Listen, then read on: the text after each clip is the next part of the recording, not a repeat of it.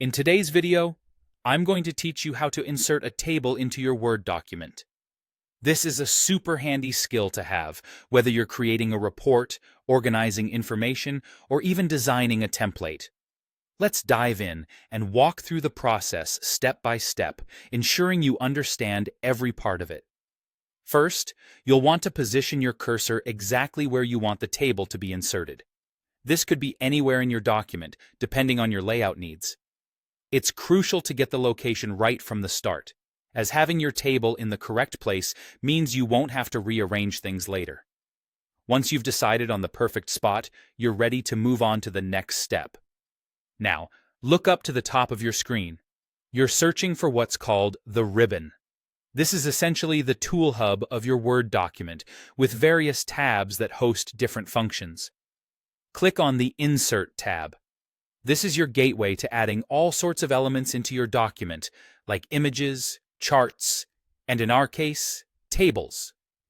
Once you're in the Insert tab, your next step is to find the Table command. This is usually marked by a grid icon. Clicking on the Table command will bring up a small grid overlay.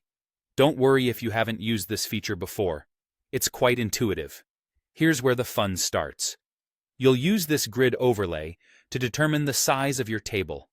Simply drag your mouse across the grid to highlight the desired number of rows and columns. Let's say you need a table that's 4 by 3, meaning 4 columns and 3 rows. Once you've highlighted the correct area in the grid, go ahead and click. Just like that, Word will insert the table into your document. With your table now set in place, it's time to fill it with content. Click inside any cell where you want to start typing. This flexibility allows you to insert information wherever it's needed. As you complete your entry in one cell, using the Tab key will smoothly move your cursor to the next cell to the right. A great feature of tables in Word is that once you reach the last cell of a row and hit Tab again, it will automatically create a new row for you. This means no extra steps if your data grows beyond the initial number of rows.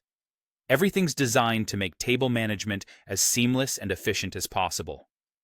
And there you have it, a simple process to insert and manage a table in your Word document.